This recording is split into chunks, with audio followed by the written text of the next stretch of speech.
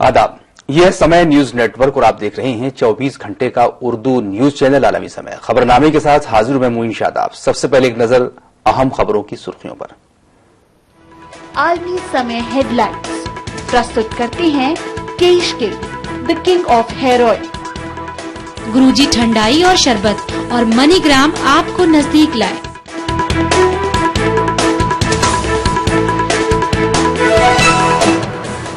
ललित मोदी का वरुण गांधी पर निशाना, कहा पैसों के बदले सोनिया से मदद की दी थी ऑफर। कांग्रेस ने कहा बड़े मोदी को बचाने के लिए ध्यान भटका रहे हैं छोटे मोदी।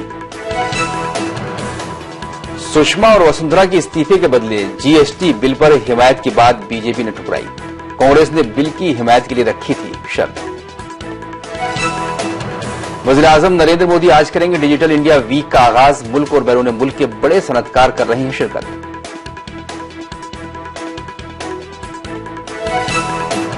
मोदी काबीना की अहम मीटिंग आज। ज़रूरी आलात के लिए 1000 करोड़ के फंड का ऐलान मुमकिन। प्याज की कालाबाजारी पर भी लगेगी रोक। और यूनान आईएमएफ की कर्ज अदायगी में नाकाम। आईएमएफ ने किया डिफॉल्टर लिस्ट में शामिल। यूनान इस फहरिस्त में शामिल होने वाला पहला तरक्की याफ्ता मुल्क।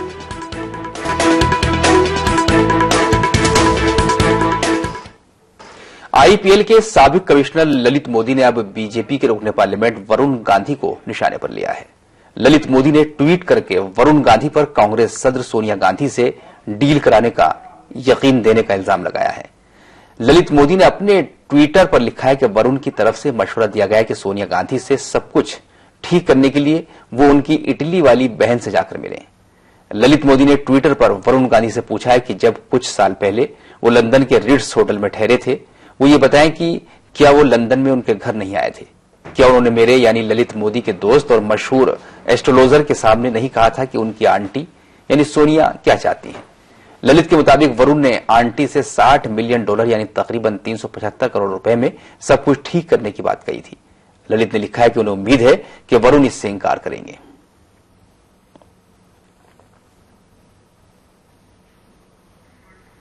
वही बीजेपी ने इस ट्वीट के बहाने कांग्रेस पर हमला किया है। तो इस पर भी कहीं मुझे लगता है अब एक सोच बन सकती है कि क्या ललित मोदी जी के रोज रोज आरोप या कहीं ट्वीट्स के आधार पर देश में सारी चीजें थमकर उसी के इर्द गिर्द घूमेंगी। प्रधानमंत्री मोदी जी के चलते काम करते देश में कई महत्वपूर्ण चीजें हो रही हैं। 10 करोड़ लोगों ने अभी तक जो है इंश्योरेंस स्कीम, बीमा योजना, ये सब जो है 2 महीने में उन्होंने सब्सक्राइब किया। रक्षाबंधन आएगा तो एक अच्छा पर्व है जहां बहनों को, माताओं को हम लोग कुछ दे सकते हैं ये तोहफे के नाते। सेल्फी विद डॉटर राष्ट्र भर में हो रहा है, तो उसको इन सब को देखते हुए कई अच्छी चीजें हो रही हैं। और जहां तक ललित मोदी जी हैं, वो अपने बचाव के लिए कुछ भी कह सकते हैं, लेकिन सबसे उचित रहेगा कि 12 जो एनफोर्समेंट डायरेक्टरेट के केस है वो आकर अपनी सफाई दें। वो निर्दोष है तो इसको साबित करें। वो किन लोगों से मिले और क्या बता रहे हैं, ये वो अपने तौर पर अपनी कहानी बता सकते हैं किसी के बारे में, लेकिन पूरा देश जानता है कि वरुण गांधी और सोनिया गांधी, राहुल गांधी का परिवार अलग अलग है, अलग अलग पार्टी में है, अलग अलग विचारधारा है। ये कहानी कोई सुनकर पचा नहीं सकता।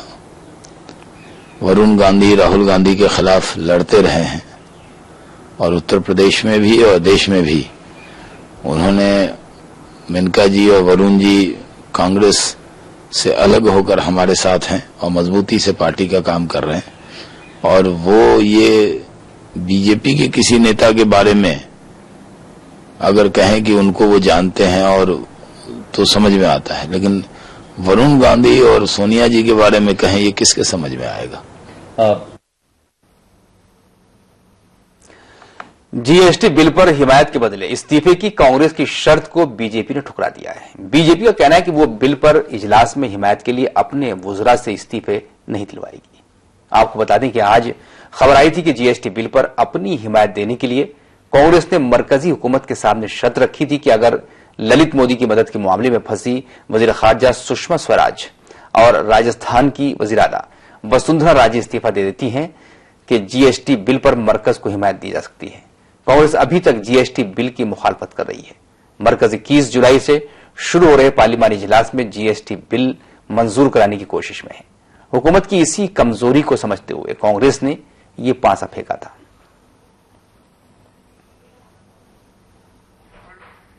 सियासी लीडरान का इस मामले पर क्या रद्द-ए-अमल है, आइए सुनते हैं। देखिए, कांग्रेस का ये कहना है कि आप अपने कुछ मंत्रियों का इस्तीफा दिलवा दीजिए और हम जीएसटी बिल पास करवा देंगे, ये ब्लैकमेल टैक्टिक्स है। ये ऐसा है जैसे कि holding the parliament to ransom. इस प्रकार से राजनीति नहीं होती है, ये बड़ा धोखा है। जीएसटी बिल के पास होने से भारत के ग्रोथ रेट में इजाफा होगा, जीडीपी बढ़ेगा, उससे हिंदुस्तान आगे बढ़ेगी। आप हिंदुस्तान को अपने राजनीतिक कारणों से पीछे क्यों ढकेलना चाहते हैं? क्या इस प्रकार से राजनीति होती है? आप चाहते हैं कि आप भारतीय जनता पार्टी को खींच के अपने लेवल में नीचे ले आए? हम ऐसा नहीं होने देंगे, क्योंकि हम हिंदुस्तान की जनता का भला चाहते हैं, हम उनके साथ खड़े हैं। हम जो भी रिफॉर्म मेजर्स है वो जरूर करें। नहीं, देखिए, सरकार को तो ये निर्णय लेना पड़ेगा और विपक्ष जरूर इस मसले को उठाएगी। ये मसला कोई छोटा मोटा मसला नहीं है और जिस प्रकार से विदेश मंत्रालय के द्वारा या विदेश मंत्री के द्वारा जो कुछ हुआ या फिर राजस्थान के मुख्यमंत्री के द्वारा हुआ या जो एविडेंस अभी तक आए हैं वो बहुत ही गंभीर है। और अगर सदन के शुरू होने से पहले अगर इन मसलों पर सरकार ने गंभीरता नहीं दिखाई और किसी निर्णय पर नहीं पहुंचेगी तो जाहिर है कि विपक्ष इसको इशू बनाएगा और बहुत जो महत्वपूर्ण बिल हैं सरकार के वो उस समय तक पास नहीं होंगे जब तक कि विपक्ष का उनको सहयोग नहीं मिलेगा। पंकजा मुंडे टेंडर मामले में भी कांग्रेस सरगर्म हो गई है। पार्टी लीडर सचिन सामंत ने पंकजा के खिलाफ जमा किए गए तमाम सबूतों को एंटी करप्शन ब्यूरो के हवाले कर दिया है। इस मौके पर कांग्रेस लीडर सचिन सामंत ने वजीर आला देवेंद्र फडणवीस को निशाने पर लेते हुए कहा कि बगैर समझे अपने वज़रा के ऐब छुपाना वजीर आला की आदत सी बन गई है।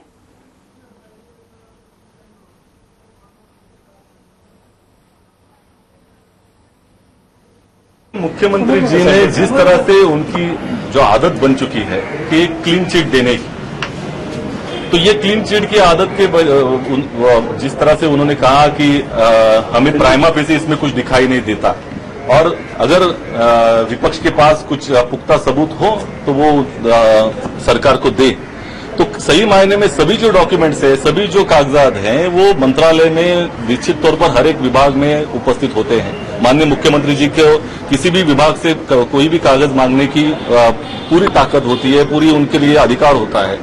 इसके बावजूद विपक्ष के पास वो कागज मांग रहे हैं तो उनकी मंशा जो है उसके ऊपर प्रश्न चिन्ह उठाया जा सकता है और इसी वजह से हमने निर्णय लिया कि मुख्यमंत्री जी को ये कागज देके कोई फायदा नहीं, क्योंकि उसको नजरअंदाज करने वाले हैं। लोकतंत्र में जवाबदेह सरकार होनी चाहिए, लेकिन जनता को जवाबदेह वो नहीं समझते। तो हमने ये कहा कि एसीबी को हमने जो शिकायत दर्ज की है उसके अनुसार आगे जो हमारे पास जो सबूत हैं वो आज हमने उनको पेश किए हैं। वहीं पंकजा मुंडे चक्की घपले में आज अपनी वजाहत पेश करेंगी। पंकजा प्रेस कॉन्फ्रेंस करके अपनी बात रखेंगी। पंकजा पर 206 करोड़ रुपए का चक्की घपला करने का इल्जाम है।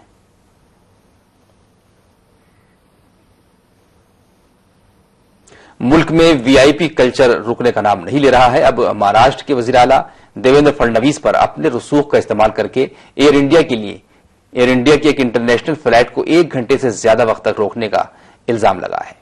जराया बता रहे हैं कि न्यूयॉर्क जाने वाली इस फ्लाइट में 250 मुसाफिर सवार थे और इसी फ्लाइट से फडणवीस भी सफर करने वाले थे, लेकिन वो अपना पासपोर्ट भूल गए, जिसके बाद फडणवीस ने फ्लाइट को तब तक रोके रखा जब तक उनके अफसर पासपोर्ट लेकर नहीं आ गए। ऐसे में सवाल यह है कि क्या एक वजीर आला को इस तरह से अपने रुतबे का गलत इस्तेमाल करने का हक है और क्या आम मुसाफिरों को इस तरह से परेशान किया जा सकता है? हालांकि देवेंद्र फडणवीस ने इन इल्जामात की तरदीद की है।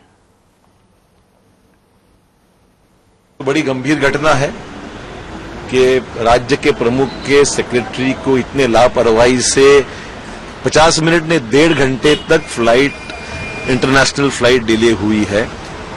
वीआईपी कल्चर को खत्म करने की बात बीजेपी करती है और दूसरी तरफ आपने देखा कि वो कल्चर खत्म करने के बजाय उसको बरकरार रखकर अपनी सुविधा के लिए आम आदमी को कितनी तकलीफ में पहुंचा है 1.5 घंटे को फ्लाइट डिले करके। तो मैं समझता हूं इसकी पूरी तहकीकात होनी चाहिए और जो लोग इसके लिए जिम्मेदार है उनके ऊपर कानूनी कार्रवाई होनी चाहिए, ऐसा मुझे लगता है।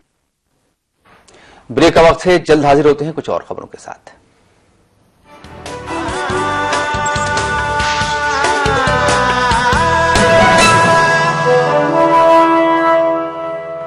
इस रमजान 200 से भी ज्यादा मुल्कों और इलाकों में मौजूद करीब 3.5 लाख मनीग्राम एजेंट लोकेशंस की बदौलत पाइए चांद के दीदार के साथ कई इनामात। बेशक पैसे मिलते ही हर चेहरा चांद सा खिल जाएगा।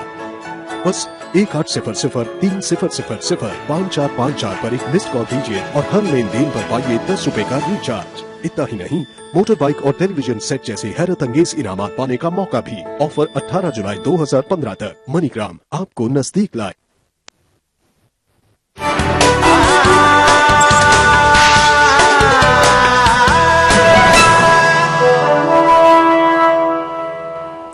ब्रेक के बाद इस्तकबाल है आपका।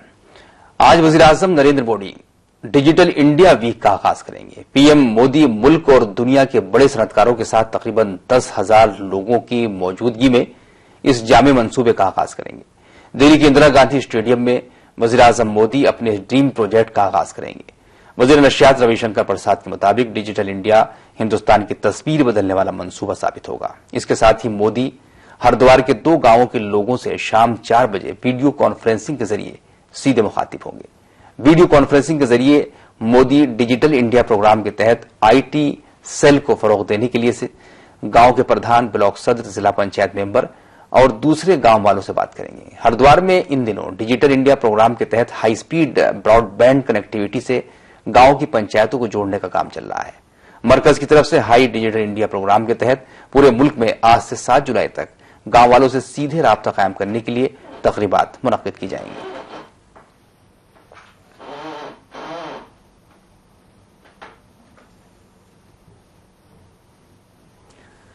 आज वजीर-ए-आजम की रिहायशगाह 7 आरसीआर पर मोदी काबीना की अहम मीटिंग हो रही है। इस मीटिंग में कैबिनेट वजीर-ए-आजम प्रधानमंत्री कृषि सिंचाई स्कीम पर मोहर लगा सकती है। इस स्कीम के तहत हर गांव में जरूरी सहूलियात और मुख्तलिफ वजारतों की स्कीमें मुहैया कराई जाएंगी। इस मीटिंग में ज़रूरी आलात के बाजार के लिए 1000 करोड़ के फंड का ऐलान भी किया जा सकता है, जिस पर काबीना अपनी मोहर लगा सकती है। साथ ही किसानों को अपना सामान ऑनलाइन सीधे मंडी में बेचने की सहूलत भी फराहम कराई जाएगी, जिससे जरूरी सामान की कालाबाजारी पर रोक लगेगी। दिल्ली के वजीर आला अरविंद केजरीवाल और उनकी सरकार रोज किसी न किसी तनाज़े में फंसती जा रही है। अब ताजा मामला केजरीवाल और उनके वज़रा के पास काम कर रहे स्टाफ की तादाद को लेकर है। केजरीवाल और उनकी काबीना के वज़रा के पास 200 से ज्यादा स्टाफ काम कर रहा है, जबकि इजाजत सिर्फ 81 ओहदों की है। अकेले केजरीवाल के पास 79 लोग खिदमत अंजाम दे रहे हैं, जबकि शीला सरकार में सीएम और वज़रा के पास 98 अमले के लोग काम कर रहे थे। यानी केजरीवाल सरकार ने पिछली सरकार से मुकाबले 2 गुने से ज्यादा स्टाफ रखा हुआ है। ये सारी मालूमात खुद केजरीवाल सरकार ने दिल्ली असेंबली में बीजेपी के एमएलए ओम प्रकाश शर्मा के सवाल के जवाब में दी है। यही नहीं, इंडियन एक्सप्रेस के हवाले से सामने आई खबर के मुताबिक केजरीवाल सरकार ने इसके अलावा 28 लोगों को टर्मिनस तकर्रुर भी दिया है, जिसमें पीए, सलाहकार, expert, media adviser, political adviser और ड्राइवर चपरासी शामिल हैं, जिनकी तनख्वाह 18,000 रुपए से लेकर 1.25 लाख रुपए तक होगी, जो कई सीनियर आईएएस अफसरान से भी ज्यादा है। इसके अलावा मकान और गाड़ी समेत कई सहूलियात भी टर्मिनस तकर्रुर वालों को दी गई है। अभी एक दिन पहले केजरीवाल के घर का बिजली का बिल 1 महीने का 1.25 लाख रुपए आया है। यानी आम आदमी की सरकार पर आम आदमी के पैसे से पूरी तरह ऐश करने का इल्जाम सच बोलता हुआ नजर आ रहा है।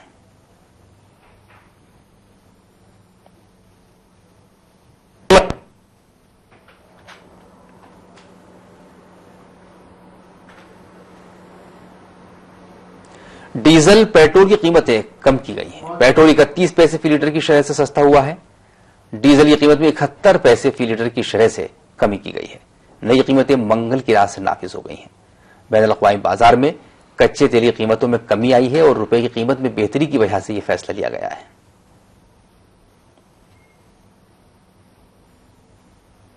नोएडा के सेक्टर 11 में चोरों ने गुज़श्ता रात महज चंद मिनट में घर में खड़ी एक सेंटो कार चुरा ली, लेकिन चोरी की ये वारदात घर में लगे सीसीटीवी कैमरे में कैद हो गई।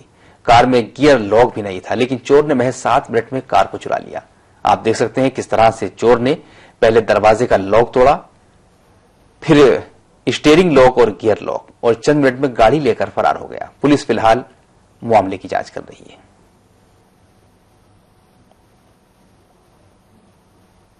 जो है 12:36 से है और 40 मिनट तक 12:46 तक करीब 8-10-9 मिनट में ये पूरी घटना हुई है।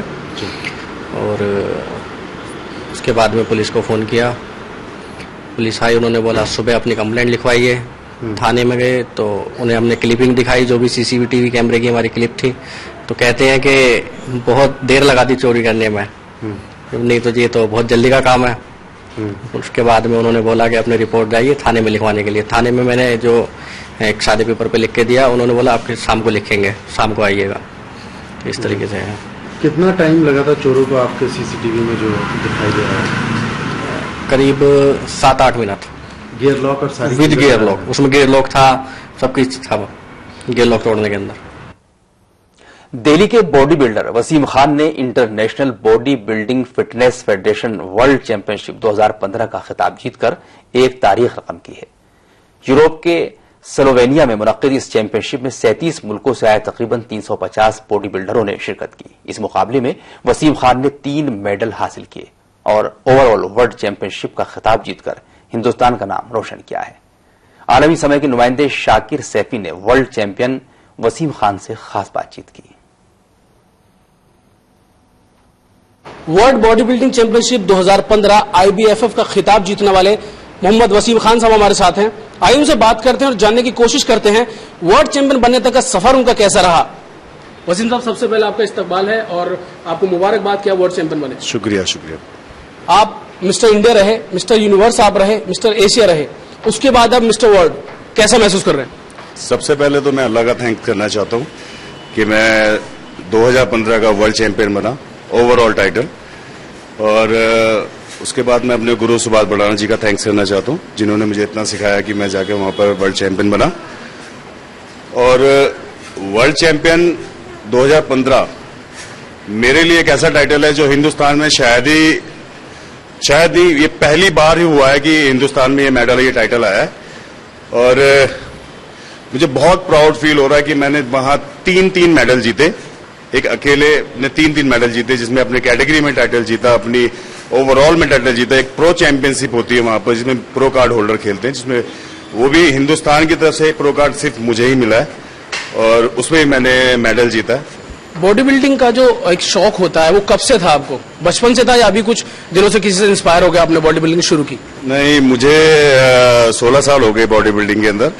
तो 16 साल बहुत स्ट्रगल किया मैंने और बहुत लंबा समय हो गया, 16 साल। तब जाके अब मुझे एक वर्ल्ड चैंपियन बना, मैं 16 साल मुझे लग गए इस चीज में। आप वर्ल्ड चैंपियन बने हैं, हिंदुस्तान का आपने नाम रोशन किया है। हिंदुस्तानी हुकूमत से आपका क्या मुतालबा, क्या मांग करते हैं?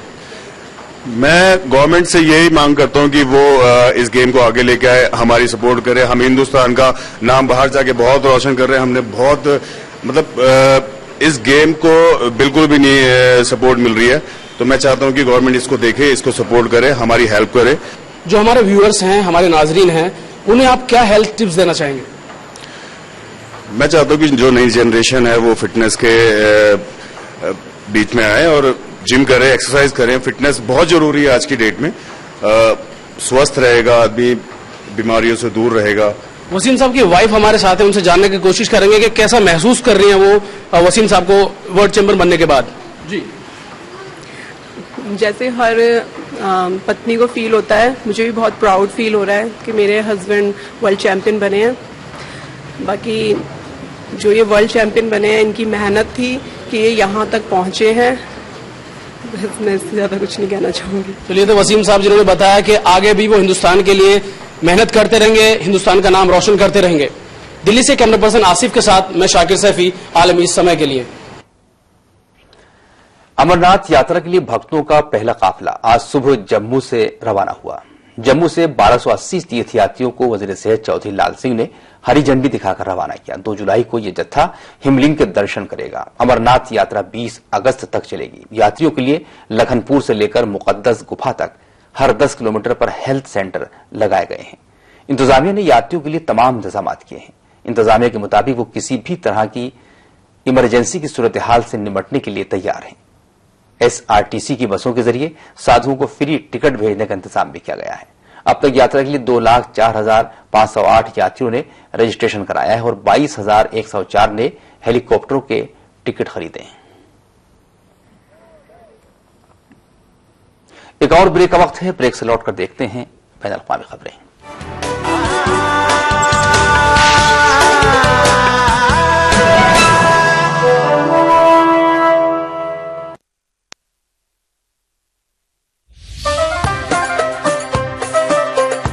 गुरुजी ठंडाई की तरफ से सभी देशवासियों को रमजान। दुनिया बन गई है ग्लोबल शहर, तो जानिए हर मुल्क की अहम खबर। हलचल पड़ोसी मुल्क की या 7 समंदर पार की, हालात मुस्लिम ममालिक के या करवट आलमी बाजार की। देखिए आईने आलम रोजाना रात 9 बजे सिर्फ आलमी समय पर।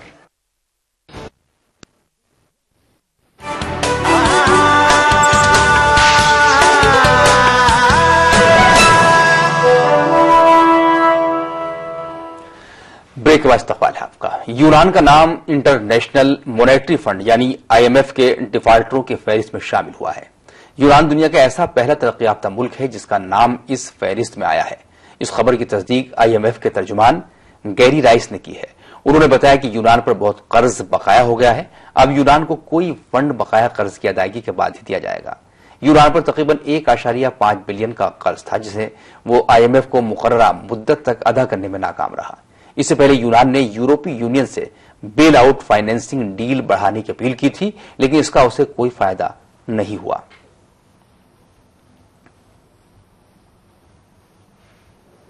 इंडोनेशिया का एक माल बरदार फौजी तैयारा एक शहरी इलाके में गिरकर तबाह हो गया है। इस हादसे में अब तक 116 अफराद की हलाकत की तस्दीक की गई है। फौजी हुकाम के मुताबिक यह हादसा शिमाली समात्रा में मदान नाम के शहर में पेश आया, जहां 4 इंजन वाला हरक्यूलिस तैयारा एक रिहायशी इलाके में गिर गया। फौज के तर्जुमान ने कहा कि तैयारा 12 बजे फिजाइया के अड्डे से उड़ा था और 2 मिनट बाद ही 5 किलोमीटर के फासले पर शहर में गिरकर तबाह हो गया। जराये के मुताबिक तैयारा 2 मकानों और 1 कार पर गिरा और इसमें आग लग गई। इस तैयारे पर हमले के कम से कम 12 अफराद सवार थे। हादसे के बाद जाए वकूफ पर इमदादी कार्रवाइयां जारी है, लेकिन शदीद आग और धुएं की वजह से इमदादी कारकुनों को शुरू में काफी मुश्किलात पेश आई। अफगानिस्तान में दारुलहुकूमत काबुल में एक खुदकुश बम धमाका हुआ है, जिसके नतीजे में कम से कम 4 अफराद के हलाक और मुतादिद के जख्मी होने की खबर है। यह धमाका काबुल में सुप्रीम कोर्ट और अमरीकी सिफारत खाने के दरमियान पेश आया। इस धमाके के जरिए बैनुल अक़वामी रजाकारों को निशाना बनाने की कोशिश की गई है। पुलिस और फौज के जवान मौके वारदात पर पहुंच गए हैं। साथ ही तफ्तीशी टीमें भी तफ्तीशी काम में मसरूफ हो गई हैं। हालांकि अभी तक इस हमले के लिए किसी ग्रुप ने कोई जिम्मेदारी नहीं ली है, लेकिन माना जा रहा है कि यह हमला तालिबान के जरिए किया गया है, क्योंकि तालिबान इससे पहले भी कई बार गैर मुल्की फौजियों और रजाकारों को निशाना बनाते रहे हैं। यमन के दारुल हुकूमत सना में एक कार बम धमाका हुआ है, जिसके नतीजे में 12 खवातीन समेत 28 अफराद के हलाक होने की खबर है। दूसरी तरफ दाइश की तरफ से जारी एक ऑनलाइन बयान में कहा गया है कि उनकी जमात की सना शाख ने यमनी दारुल हुकूमत में कार बम हमला किया है, जिसमें मुतादिद अफराद मारे गए। एक फौजी अस्पताल के पास होने वाले हमले का हदफ हौसी बागियों के घरों को निशाना बनाना था। इस हमले में 30 के करीब लोग जख्मी हुए, जिनमें कई की हालत नाजुक है। जराये के मुताबिक इस हमले का हदफ हौसियों का एक घर था, जहां गुज़श्ता हमले के शिकार अफराद का गम मनाया जा रहा था। दूसरी तरफ हौसी बागियों ने एक बयान में कहा है कि उन्होंने सरहद पार सऊदी अरब के फौजी अड्डे को निशाना बनाते हुए एक स्कड मिसाइल दागा है। इसराइली हुकूमत ने मिस्र की सरहद पर हिफाजती बाड़ लगाने के बाद उसे तौसी देते हुए उर्दन की सरहद पर भी खारदार हिफाजती बाड़ लगाने का फैसला किया है। इसराइली वज़ीर आज़म बिंजामिन नेतन्याहू का कहना है कि काबीना ने मिस्री सरहद से लगे इलाके में सिक्योरिटी के मंसूबे की तकमील के बाद उसे उर्दन की सरहद पर भी लगाने की मंजूरी दी है। वाज़ेह है कि उर्दनी हुकूमत और इसराइल पहले ही अपने 240 किलोमीटर मुश्तरका सरहद और मगरबी किनारे के अंदर आने वाली वादी उर्दन के 90 किलोमीटर के इलाके में हिफाजती बाढ़ के मंसूबे से इत्तेफाक कर चुके हैं। इसराइली काबीना ने एलान से उर्दन तक इस बाढ़ को मजीद वुसअत देने को मंजूरी दी है।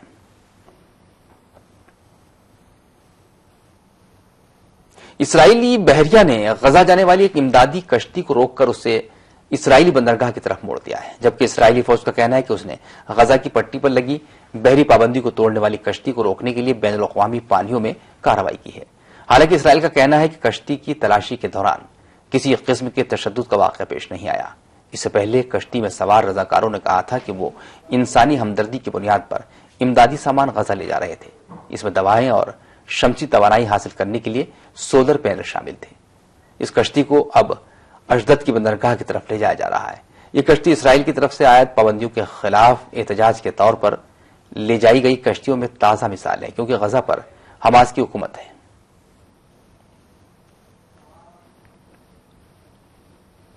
फलस्तीनी अथॉरिटी के सरबराह महमूद अब्बास ने इसराइल और शाम में लड़ने वाली शिद्दत पसंद तंजीम अल-नुसरा फ्रंट के दरमियान ताल्लुकात होने का शुबा जाहिर किया है।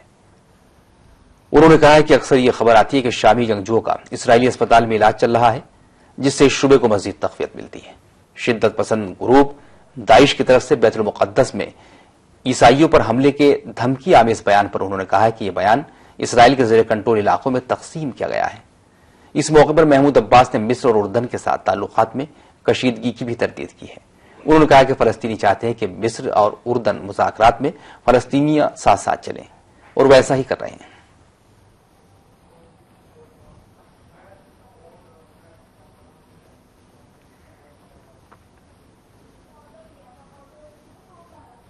आखिर में एक नजर सुर्खियों पर डालते हैं। आलमी समय हेडलाइंस प्रस्तुत करते हैं केश के the king of hair oil. Guruji thandai और शरबत और मनीग्राम आपको नजदीक लाए।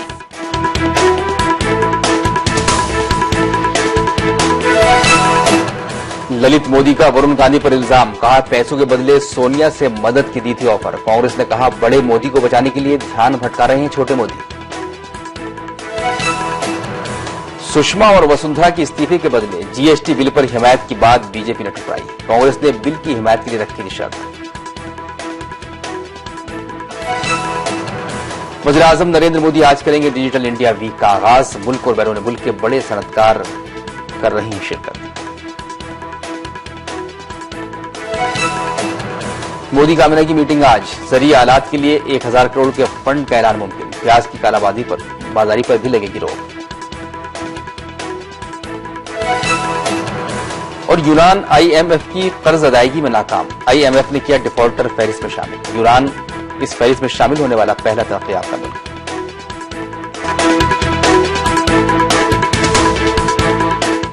खबरनामे में अभी सिर्फ इतना ही। आलमी समय इंटरनेट पर देखिए, लॉग ऑन कीजिए हमारी वेबसाइट www.7live.com।